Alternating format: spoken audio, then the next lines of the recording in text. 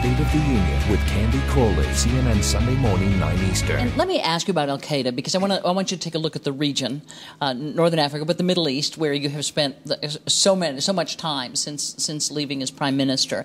Do you see signs in any of this unrest that is now kind of gripping that region of the world that al-Qaeda does, as one of our senators wondered out loud, is taking advantage of the fog of war to begin to move into places like Libya or, Bahrain or places like that? The honest answer is this is a situation of huge uncertainty, unpredictability, and what we've got to do is to try and plan insofar as possible, as far as you can from the outside, for an evolution of change in this region, recognising that the danger with revolutions in Egypt, there was no option for people. They rose up, they changed the government.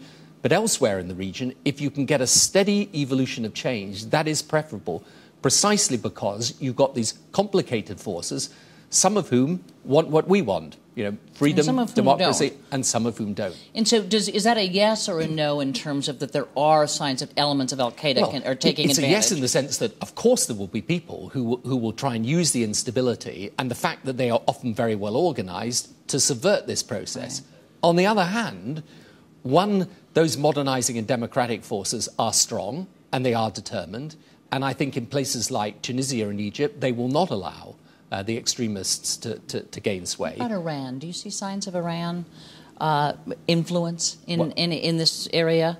I think, again, with Iran, there is no doubt that Iran will try and use this instability for its own ends. However, there is also pressure for change there. And, I personally continue to think that one of the single things that would make me more optimistic about the change in the region, which is an extraordinary revolutionary change, is if there was change in Tehran as well. You've been working pretty hard in Israel and in that region to try to further the peace process.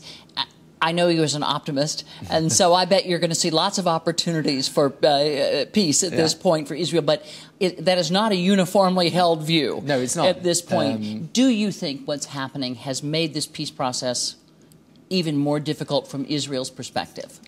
Well, I think what it's done is it's injected uncertainty and unpredictability in the place of what was more certain and predictable. So if you're Israel, you were dealing with the Mubarak regime in Egypt.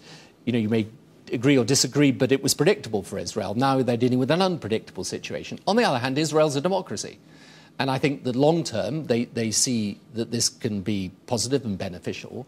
The key thing in the peace process right now is to inject back a sense of direction. What are we trying to do and how are we going to do it? And I think that the core of this is to understand that the only way forward is to accept that we need to move towards a Palestinian state that is properly and securely governed, that is a viable state, an independent and a sovereign state, and that if that can be achieved, then that is also the best security for Israel. If you can, because I'm out of time with you, more or less difficult getting the peace process back on track? More difficult because there's a fantastic amount of change in the region.